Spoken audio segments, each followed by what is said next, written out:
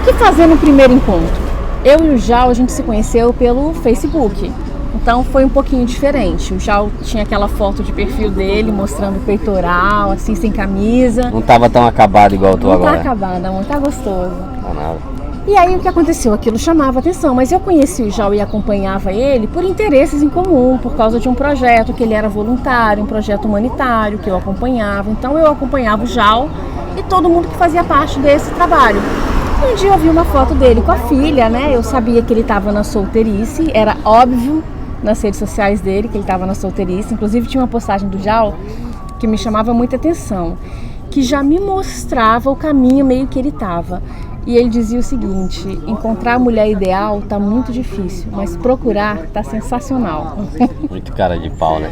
Então, assim, ele já dava pistas do que ele queria. Na verdade, a gente vivia momentos diferentes. A Déia querendo um namorado sério, querendo uma coisa mais comprometida. E eu tava fazendo fila no Tinder.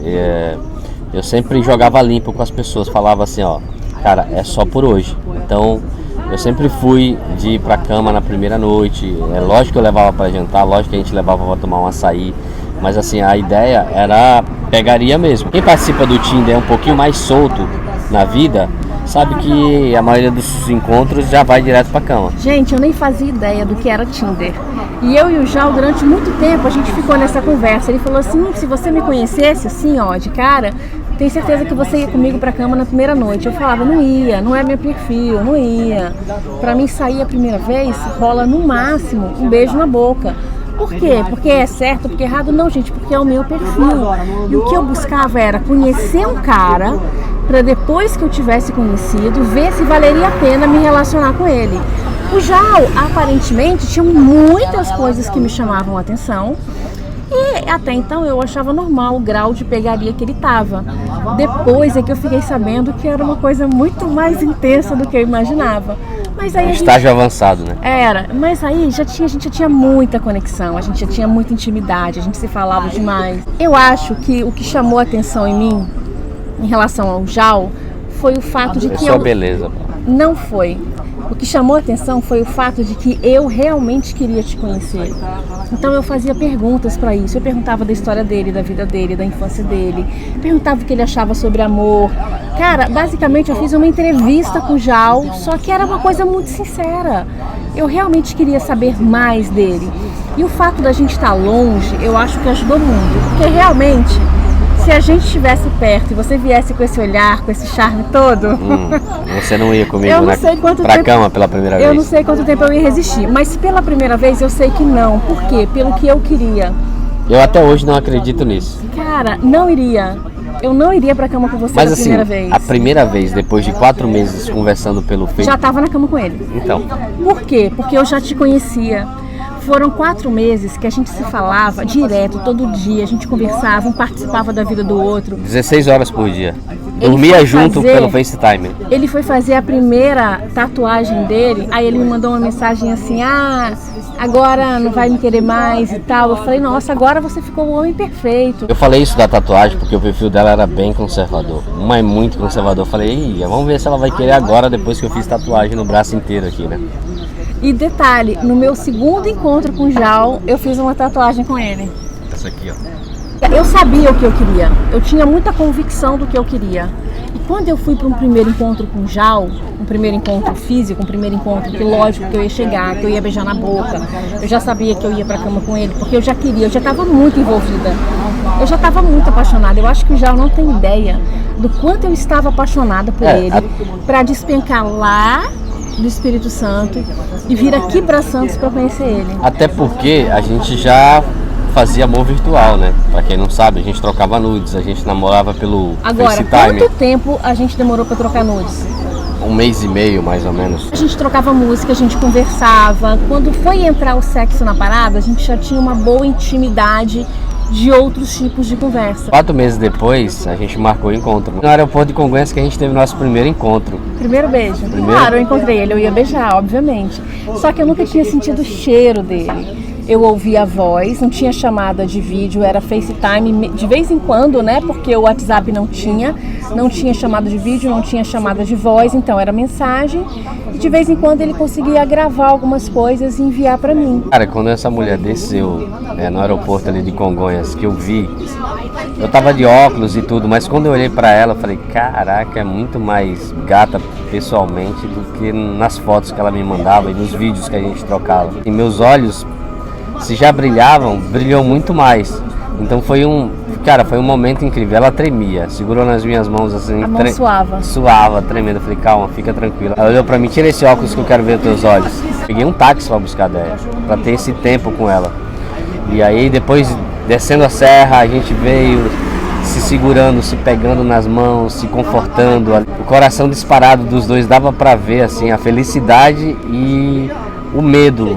Não falo medo, mas assim, a expectativa sabe? Ao mesmo tempo. Eu separei uma suíte num hotel aqui bem legal. Eu nem tinha dinheiro assim, mas eu queria impressionar mesmo. Então eu preparei uma suíte num hotel bem legal.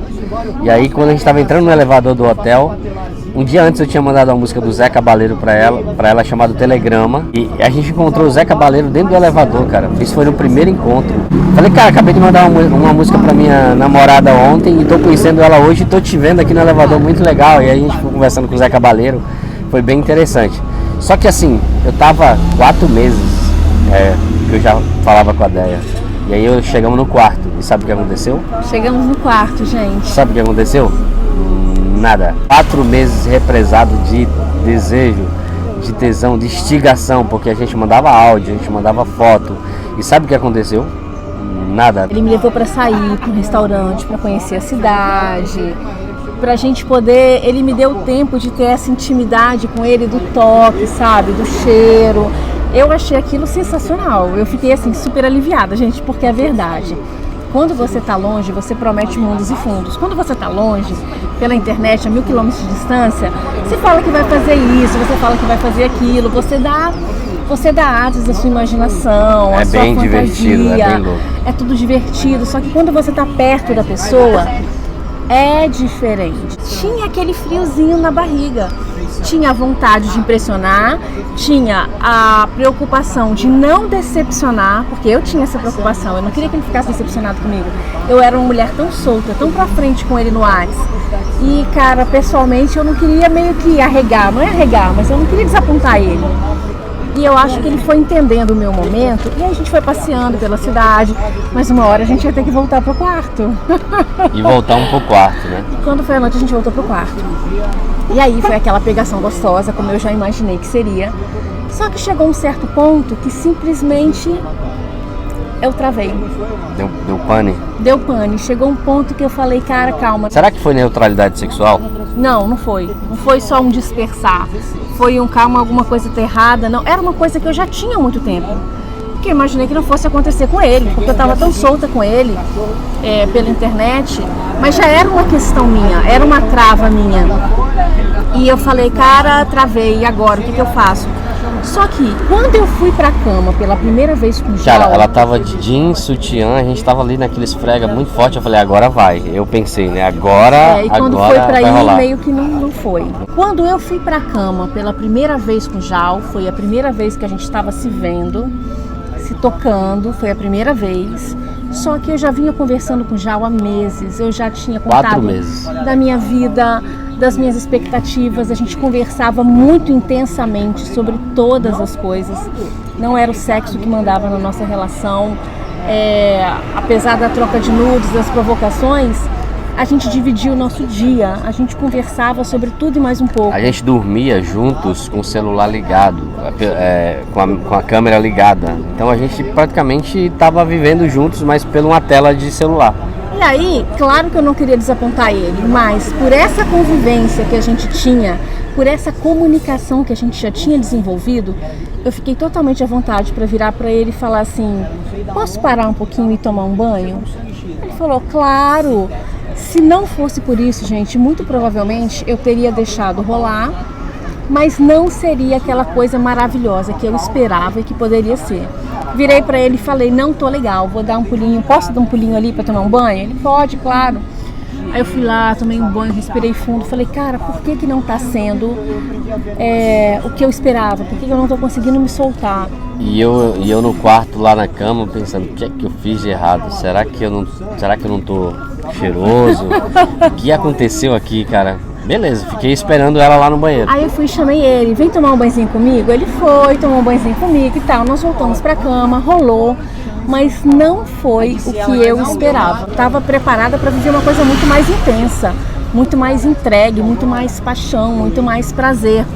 Mas beleza, aí rolou, dormimos e tal. No outro dia ele me levou para passear e conheceu o Guarujá. A gente passeou, almoçou, conversamos muito sobre ele, sobre o pai dele, sobre uma série de coisas. Ele me mostrou as coisas da cidade, os lugares que ele ia quando a gente estava longe.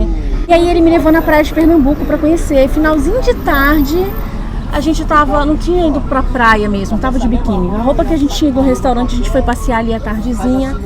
E a gente tava ali sentado, caminhando, depois a gente sentou pra conversar.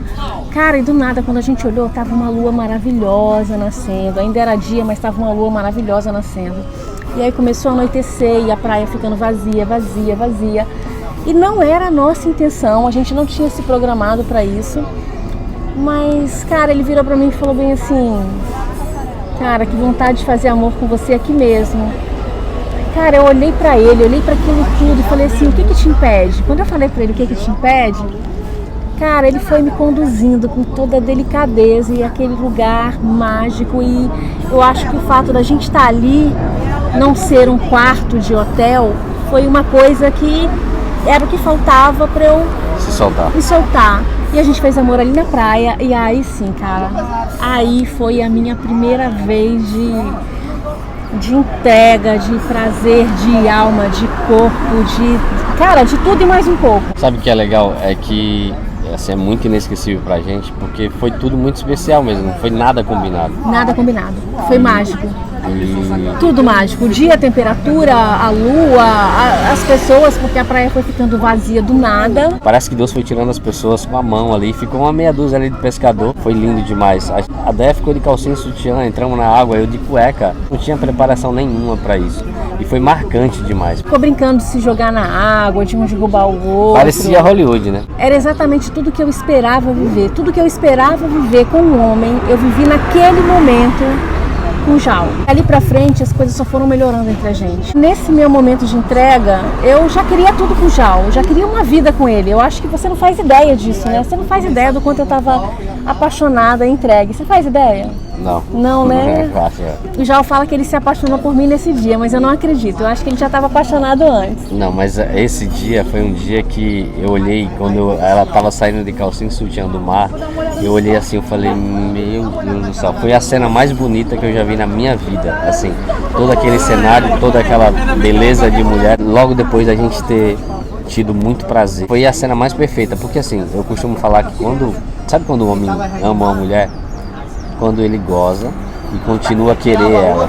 É assim que o homem, não é quando ele goza e depois joga a mulher pra lá e não dá uma atenção, ou quer fazer outra coisa, quer jogar videogame, quer ver o futebol. Não, quando ele goza, olha pra mulher e continua achando ela linda. Eu tinha acabado de gozar e eu olhei pra Déia e achei a coisa mais linda que eu já vi na vida. Aquilo foi mágico pra mim, aquilo eu acho que fez com que eu me apaixonasse de vez. Entendi. Eu já era um cara apaixonado. Eu era um cara que a gente ficava 16 horas por dia se falando ao telefone. Mas a cena, ela me arrebatou para um novo mundo, para uma paixão absurda.